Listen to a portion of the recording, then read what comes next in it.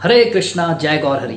मैं अतुल्य निमाईदास आप सभी को प्रणाम करता हूं और आप सभी का स्वागत करता हूं 5 minute daily dose of Bhagavad Gita series में। तो आज का श्लोक है श्लोक नंबर 11। और शुरुआत करने से पहले मैं आपको ज़रूर एक चीज़ कहना चाहूँगा कि अभी तक अगर आपने 14 आवर्स का 14 घंटे का भगवत गीता का कोर्स अभी तक नहीं सुना है तो प्लीज़ प्लीज़ प्लीज़ मैं आपसे हाथ जोड़कर रिक्वेस्ट करता हूँ, प्लीज़ उसे सुन लीजिए। वो बहुत ही इंपॉर्टेंट कोर्स है, लिंक दिया हुआ है डिस्क्रिप्शन के अंदर। तो आइए देखते हैं कि 11वां श्लोक क्या कह रहा है। अयनेषु च सर्वेषु यथा भागम् अवस्थितः भीष्ममेवाभिरक्षन्तु भवन्तः सर्व एव हि। अतएव सैन्य व्यू में अपने अपने मोर्चों पर खड़े रहकर आप सभी भीष्म पितामह को पूरी पूरी सहायता दें। तो अब क्या हुआ कि 10वें श्लोक में भीष्म पितामह जी की बड़ी तारीफ कर दी दुर्योधन ने कि भाई भीष्म पितामह जी के होते हुए तो हमारी जो है सेना, हमारी सेना की शक्ति क्या है, असीमित है। तो भीष्म पितामह जी की जब इतनी तारीफ कर दी तो अगले क्षण उनको क्या लगा कि यार कहीं और लोग बुरा ना मान जाए। होता है ना, आप एक टीम में अगर एक व्यक्ति की ज्यादा तारीफ कर दो तो दूसरे जो होते हैं वो आपके अगेंस्ट हो जाते हैं, बुरा मान जाते हैं। वो कह रहे यार ये तो उसी की तारीफ करता है। तो वो संभल गया और वो समझ गया। तो उसने तुरंत ही क्या बोला, इसीलिए आप सब मिलकर इनको पूरा सपोर्ट कीजिए, इनको सिक्योर कीजिए। अब क्योंकि भीष्म पितामह जी बहुत इंपॉर्टेंट है तो उनकी रक्षा करने के लिए भी क्या होगा, जिन लोगों को इकट्ठा किया जाएगा या जिन लोगों को बोला जाएगा वो भी क्या होने चाहिए, बहुत इंपॉर्टेंट होने चाहिए, तभी तो उनको लगाएंगे।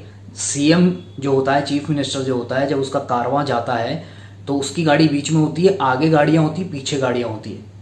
और उन गाड़ियों में भी जो लोग ऑफिसर्स भी जो बैठे होते हैं वो ऐसे ढीले ढाले टाइप्स नहीं होते कि हवलदार को बिठा दिया, नहीं, उसमें भी high level high rank officers बैठे होते हैं। तो उसी तरीके से भीष्म पितामह वो क्या है, मेन थे कौरवों के।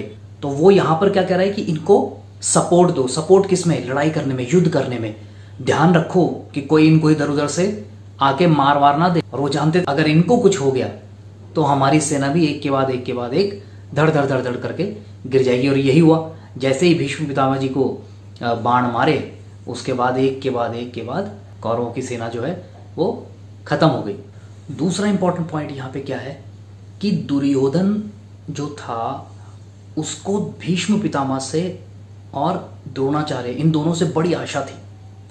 वो जानता था कि भीष्म पितामह का इमोशनली उनका जो भाव है वो पांडवों के प्रति है, उनका प्रेम जो है वो पांडवों से ज्यादा है, परंतु फिर भी मेरे लिए लड़ रहे हैं। प्रभुपाद जी बताते हैं, परपट में बता रहे हैं कि उसको ऐसी आशा इसलिए थी, द्रौपदी जी का जब वस्त्र हरण हुआ था उन्हें खींच कर कहां लेके आए थे, दरबार में लेकर आए थे। उसके बाद उनको पूरी भरी सभा के सामने नग्न करने का प्रयास किया गया। तो वो उन्होंने, द्रौपदी जी ने क्या किया, सबके पास गई थी वो, अरे मुझे बचा लो। तो भीष्म पितामह जी के पास भी गई थी, द्रोणाचार्य जी के पास भी गई थी, परंतु उन्होंने कोई सपोर्ट उनका नहीं किया, वो चुपचाप बैठे रहे। तो इसलिए दुर्योधन को आशा थी कि ये मेरा यहां भी सपोर्ट करेंगे, ये मेरे लिए यहां भी लड़ेंगे। तो वो ये चाहता था कि जिस तरीके से उस समय इन दोनों ने पांडवों से इतनी आसक्ति होने के बावजूद द्रौपदी को नहीं बचाया और अपनी आसक्ति जो थी उनकी पांडवों के प्रति उसको त्याग दिया, वैसे ही युद्ध में भी वो पांडवों के प्रति अपनी आसक्ति को त्याग कर इनसे युद्ध लड़ेंगे। तो यही कहकर मैं विराम लेना चाहूंगा। कल मिलते हैं अगले श्लोक के साथ।